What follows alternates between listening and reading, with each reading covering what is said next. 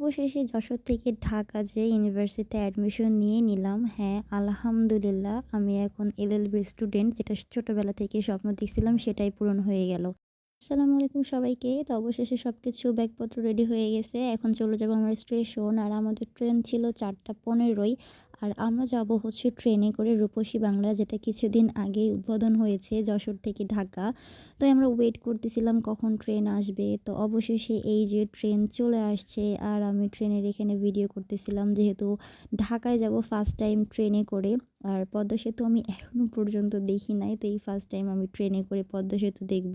ট্রেনে উঠতে গেলে আমার একটা জিনিস খুব ভয় করে, যে মনে হয় এটা খুব দ্রুত চলে যাবে। আর আমি মনে হয় উঠতে পারবো না। এই ভয়টা সবসময় কাজ করে। তো না, আমি উঠে পড়ছি এবং এই যে যশোর থেকে এখন চলে যাচ্ছি ঢাকা। আর শুধু আমরা না, আমাদের সাথে আরো অনেক যাত্রী ছিল। তো যখন জানলার দিকে তাকাচ্ছিলাম তখন ভিউটা এত সুন্দর লাগতেছিল। মনে হচ্ছে কোনো একটা পাহাড়ি এলাকায় রয়েছে এবং পাহাড়ের গা ঘেঁষে আমরা যাচ্ছি। খুবই দারুণ লাগতেছিল, দৃশ্যটা খুবই দারুণ এবং এটা ক্যাপচার করতেছিল আর মনে হচ্ছিল সারাটা রাস্তা আমি এটা ক্যাপচার করি। আর এখানে একটা নদী ছিল, নদী না খাল জানি না, কিন্তু এই জায়গাটা খুবই দারুণ দেখা যাচ্ছিল। তো তারপর মনে করলাম যে কিছু একটা খাওয়ার দরকার, এইজন্য আরকি ট্রেনের মধ্যে যে কফি বিক্রি করতেছিল তো সেটা নিলাম। যদি এটার টেস্টের কথা বলেন তাহলে বলব একেবারেই বাজে।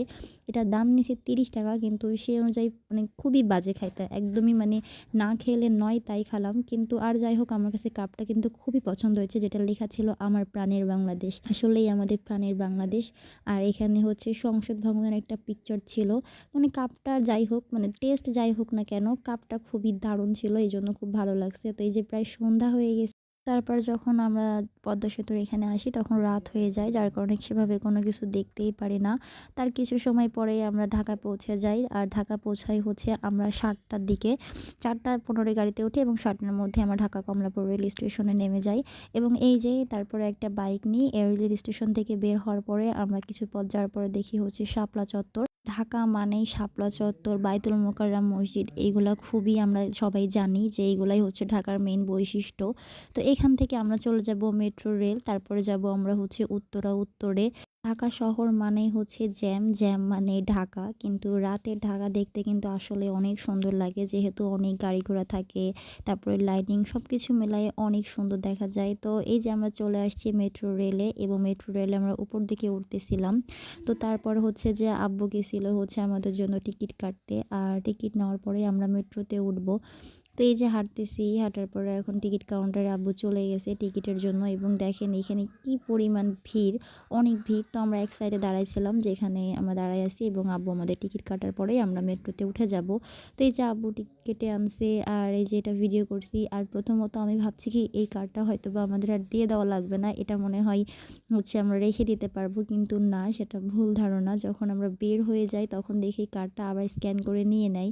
তো তারপর দিন সকালবেলা আর কোনো এনার্জি ছিল না ভিডিও করার জন্য, যার কারণে ঘুমাই পড়ছিলাম এসেই। তারপরে সকালবেলা যখন নাস্তা করলাম, নাস্তার সাথে ১ কাপ চা খেয়ে নিলাম। তারপরে চলে গেছিলাম ইউনিভার্সিটিতে। এবং এইখানে যাওয়ার পরে তেমন কোনো ভিডিও ক্লিপ নিতে পারি নাই, কারণ ভাইভা ছিল, তারপরে হচ্ছে ফর্ম ফিল আপ সব কিছু মিলাই এতটা আমি ডিপ্রেশন ছিলাম, যাতে বলা হয় খুবই নার্ভাস ছিলাম। এই কারণে আমি সেভাবে কোনো ভিডিও করি নাই। যখন অ্যাডমিশন হয়ে গেছে তারপর বাহিরে এসে একটু ভিডিও করছিলাম। দেন তারপরে হচ্ছে যে এই যে আমরা চলে বাসায় যাওয়ার জন্য আবার রওনা হয়ে যাই তার পরের দিনই। আর এর মধ্যে হচ্ছে ম্যাচ দেখে আসছি, সব কিছুই কমপ্লিট করে আসছি, কিন্তু কোনো কিছুই ভিডিও করা হয় নাই, এত পরিমাণ টায়ার্ড ছিলাম। তো তারপরে এই যে এটা হচ্ছে আসার পর যখন আসবো তার সেই রাতের পদ্মা সেতু। তো এভাবেই আমাদের ঢাকা সফর শেষ হয়ে যায়। তো আজকের ব্লগটা এই পর্যন্তই। সবাই ভালো থাকেন, সুস্থ থাকেন। আল্লাহ হাফেজ।